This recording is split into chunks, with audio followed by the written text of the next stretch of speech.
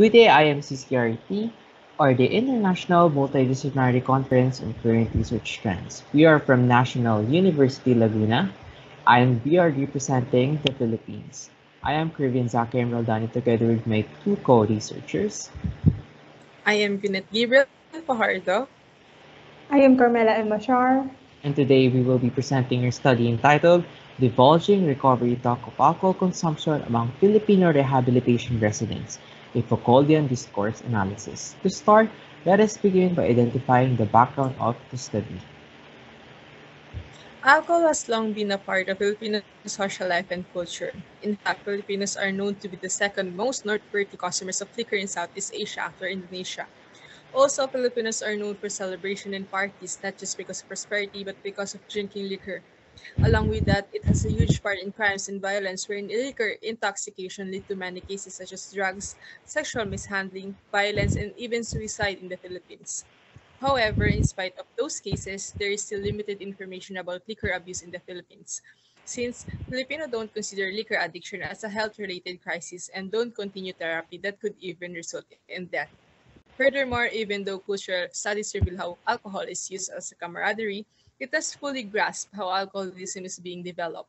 Aside from that, studies tend to focus on the substance itself, with little understanding of the individual's perspective on alcohol use. For many years, it has been unclear how cultural behaviors translate to discourses surrounding alcohol consumption. Moreover, there is a lot of contradicting discourses, such as the promotion of its use despite acknowledging that it has negative consequences. Therefore, the goal of this study was to identify the discursive constructs regarding alcohol consumption of Filipino men who are recovering from alcohol use disorder. Researchers believe that analyzing the discourses of these individuals can provide significant results. We also aim to amplify their voices since they are often stigmatized and discriminated against in the society. Also, we are here to discover new discourses from the individuals who are recovering from AUD, given that they already have their discursive constructions about alcohol consumption before being diagnosed, as well as the discourses that were created in the process of their rehabilitation and how this factor influences their practices on alcohol consumption. So, the overarching question is, what are the discursive constructions of alcohol consumption among people recovering from alcoholism? For the significance of the study's findings may assist society by providing knowledge and additional literature about the consequences of alcohol abuse on the physical and well-being of a person, as well as how it is developed and spread in the society. It also can contribute in the field of psychology, specifically the clinical and social field, and develop additional remedies and intervention in the future. For the related literature, based on the studies listed, discourses on alcohol consumption are framed in a variety of voices, and this influences the construction of beliefs and attitudes towards alcohol consumption. Moreover, recent studies about masculinity emphasizes men's alcohol consumption. While on the other hand, a study states that individuals who had an addiction to alcohol consumption can assist other individuals who have the same addiction in getting sober.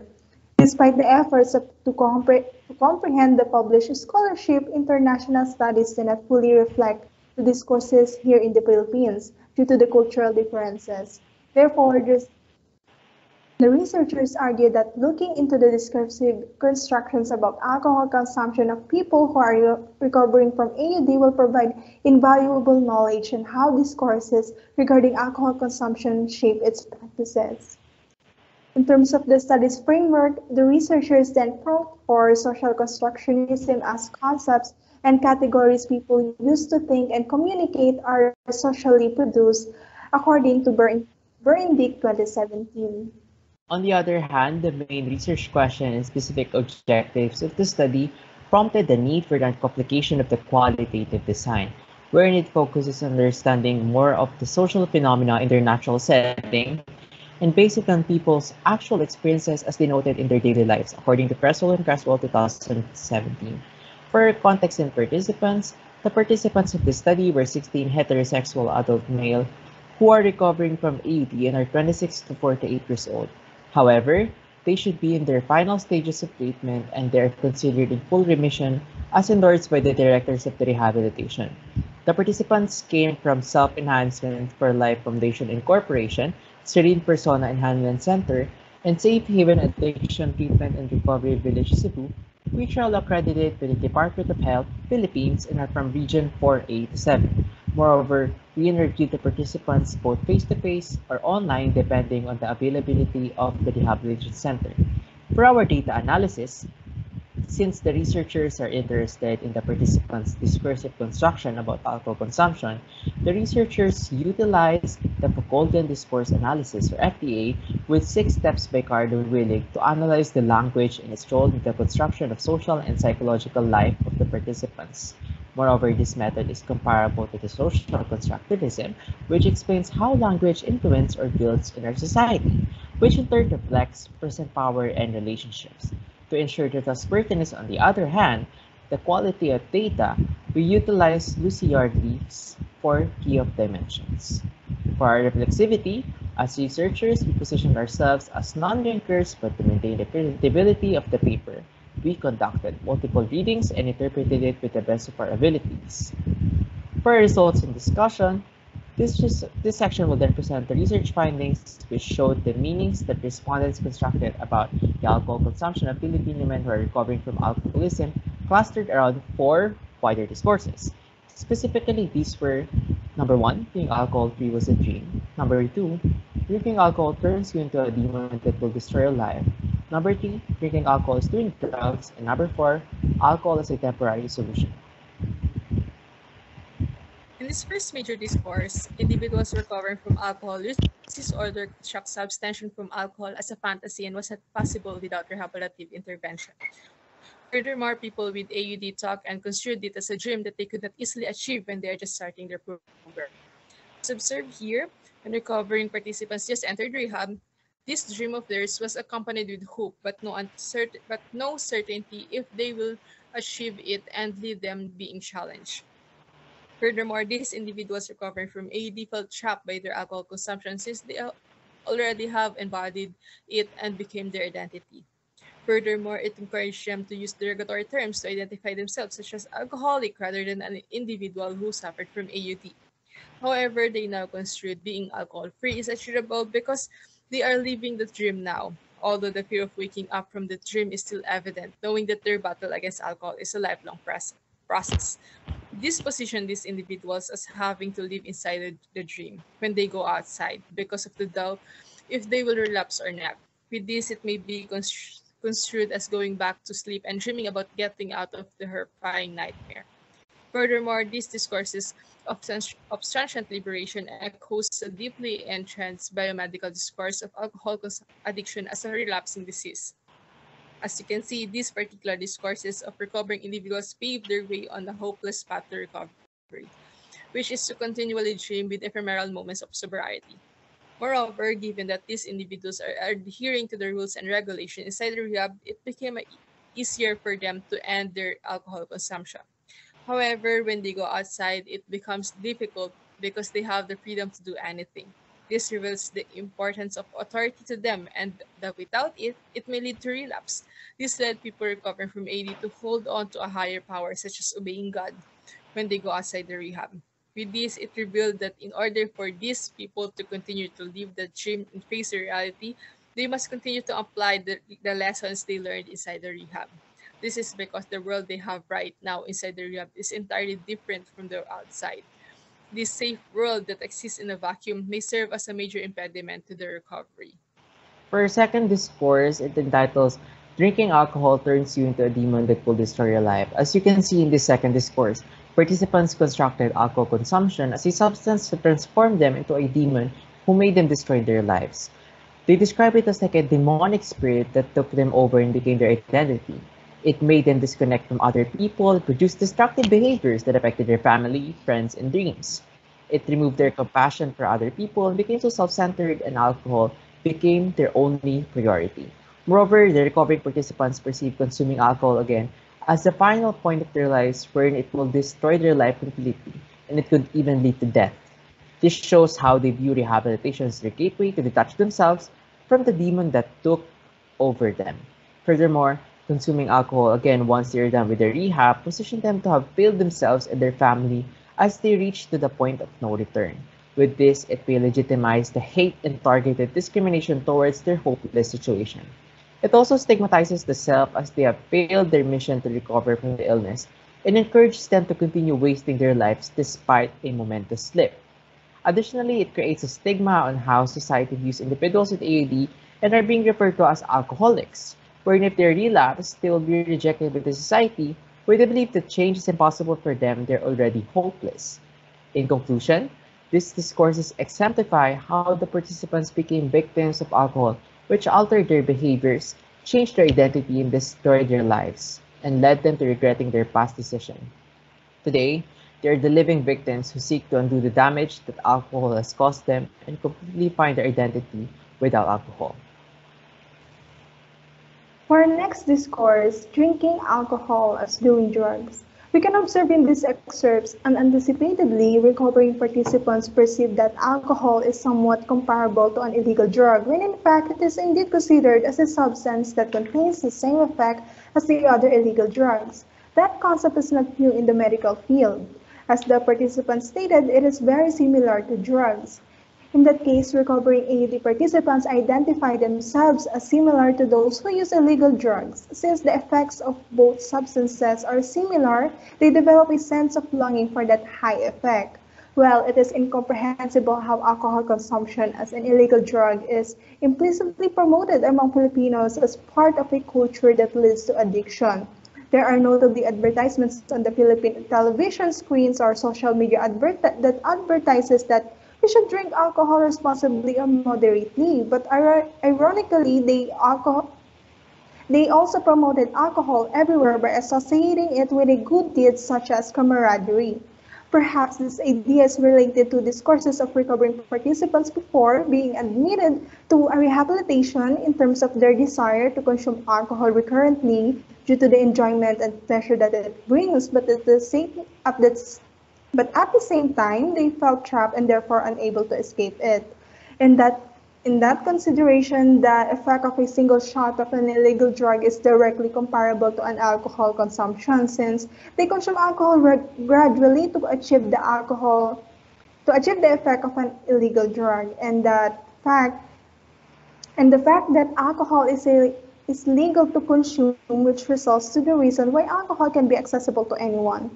Now that recovering participants see the significance of being sober with alcohol is, they strengthen the techniques that rehabilitation taught them. This is due to the consequences that arise when you use an illegal drug. You risk the chance of committing a criminal violation. However, when you consume alcohol, you don't.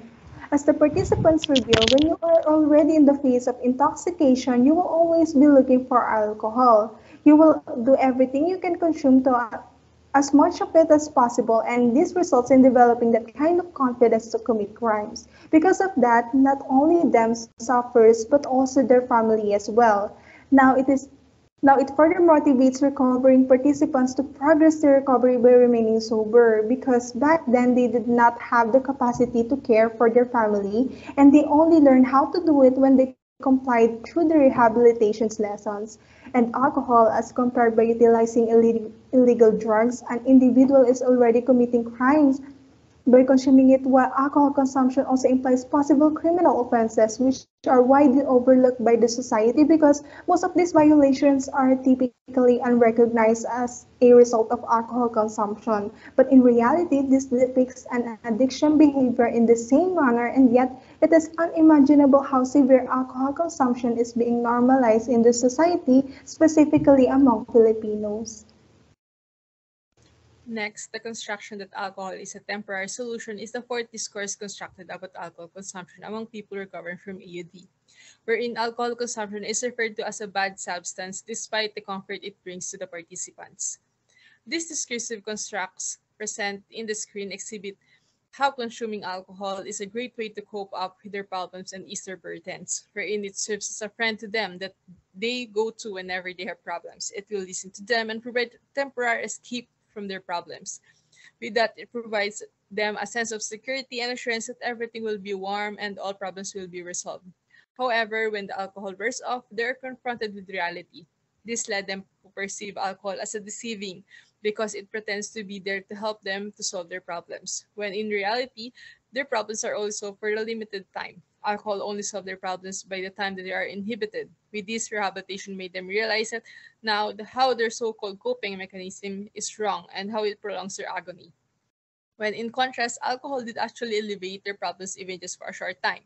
This only demonstrates how education and rehabilitation facilities in society frame alcohol by referring it to as highly problematic, as if it did not provide comfort to the participants.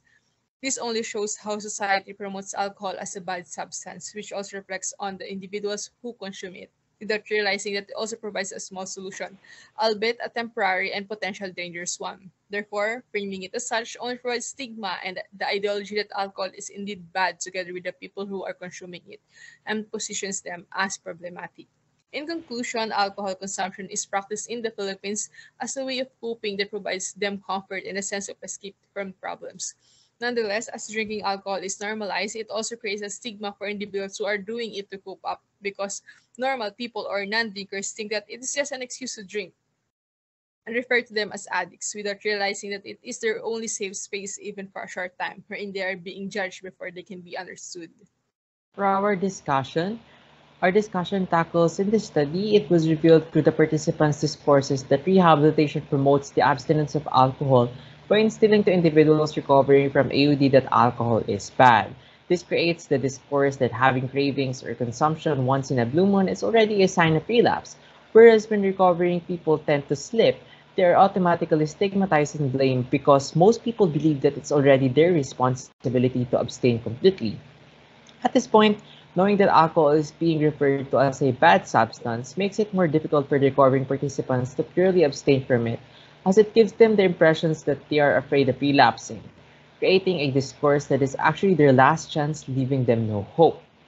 This entails that the promotion of alcohol as bad stigmatizes not only the substance but also the consumers, labeling them as users of a prohibited substance, which lets the society develop a sense of hate and discrimination towards recovering participants, when in contrast, support and understanding are what they need in their progress and their recovery once they go outside the rehabilitation center, where alcohol is widely accessible again. According to Ellis and colleagues for 2004, it showed how individuals who suffered from substance abuse were less likely to relapse if support is received from families after they are discharged. This then defines the cultural stigma to promoting sympathy rather than condemnation, and it's a better discourse that should be persisted. At this point, even the rehab that these recovering individuals have gone through convinces them that what they're doing is immoral. This shows how the discourses inside the rehab contradict their purpose to maintain their sobriety for the long run within the recovering individuals, wherein they position them as someone whom they wanted to change for good, but also stigmatizes them by referring to alcohol as a bad substance. Next is contradicting discourses promotions on alcohol consumption. This one, society promotes a dichotomy in terms of how alcohol is widely viewed because it's formally deemed as a harmful identity, but somehow it is normalized and promoted. As we discussed in our result, moderation is widely advertised in alcohol consumption, but at the same time, abundant consumption is also promoted to enjoy it. Consequently, in the case of the recovering participants, this previously resulted in discourses of excessive alcohol use, which leads to addiction. Also, one of the primary motivations why recovering participants began drinking through their adolescent years is because of their family encouragement, as well as when they relapse. According to Osman 2002, hence, alcohol consumption has been culturally embedded, which makes alcohol more accessible among Filipinos, normalizing its consumption that could lead to possible diagnosis of AD or addiction. As evidenced by the findings, our research supports the claim that alcohol consumption is a significant contributor to serious criminal offenses. Nonetheless, alcohol is not scrutinized the same way other illegal substances are. Although as previously mentioned, alcohol should not be seen as a harmful substance to be avoided. However, people should be educated on how to use it properly, especially young males. They're the first introduced to alcohol. Thereby, this implies that our society creates a dichotomy in terms of how alcohol is widely viewed because it was formerly deemed as a harmful identity or entity, but somehow it is normalized and promoted. To conclude the study and its main points, the four major discourses in this study represented one main idea, which is how they construct alcohol as a bad substance that ruined their lives, which reflects the teachings of rehabilitations. With this, abstinence from alcohol was being instilled in these individuals contrary to the normalization of its consumption in society and makes it hard for recovering individuals to be consistent throughout their recovery. Moreover, the results presented in this study provides insights into how contradicting discourses are in the society, which positions individuals recovering from AED as someone prone to consuming a bad substance, such as alcohol again once they are back outside, when alcohol is widely accessible. Furthermore, this promotion of rehabilitation centers toward alcohol helps individuals to recover from AUD. But at the same time, it creates stigma towards them once they relapse because they are seen as individuals who consume a bad substance.